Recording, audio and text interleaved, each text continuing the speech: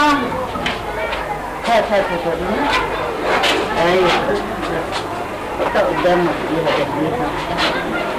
في تاني مدرسة الجامعة، مدرسة الأقصى، مدرسة بدر، وكل من ساعد اليتيم ربنا سبحانه وتعالى يجعل في ميزان حسناته. دي الحاجات دي عبارة عن سكر وشاي ومكرونة ورز وأقلام وكشاكيل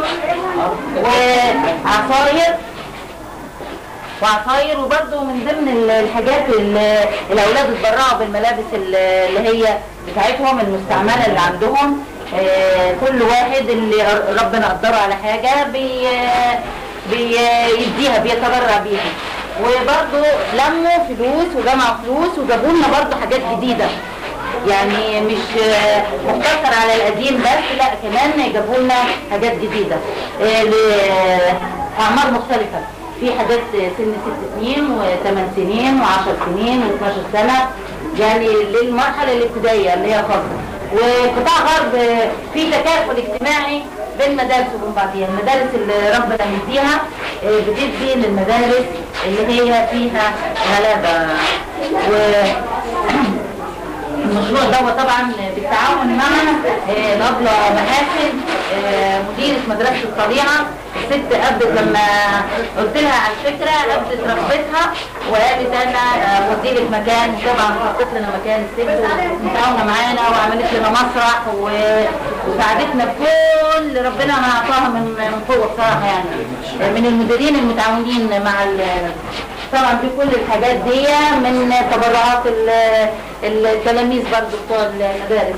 كل تلميذ اللي عنده حاجه بيستغني عنها جابها لنا، وكلها حاجات صالحه للاستعمال، ما عندناش حاجه قديمه ولا حاجه، يعني كله صالح للاستعمال.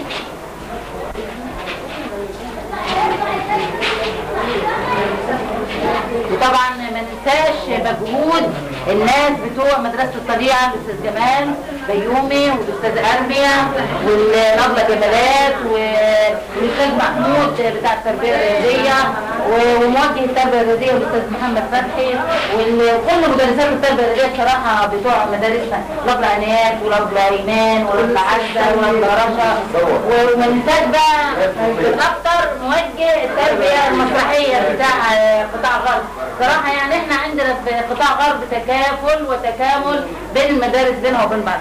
ونحمد ربنا سبحانه وتعالى على اني ربنا جعلني مع الناس الحلوه دي.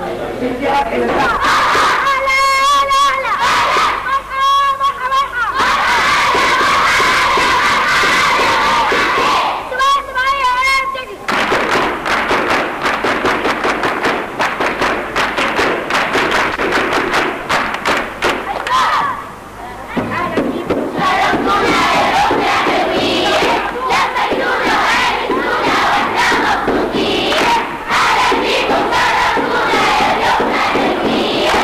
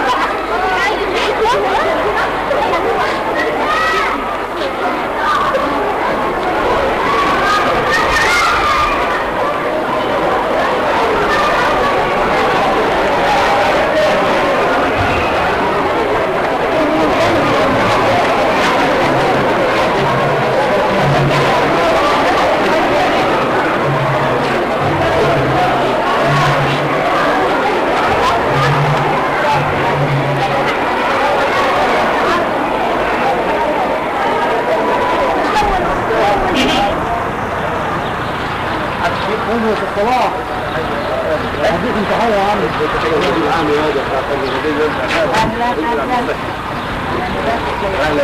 اهلا حاج. سؤال الباشا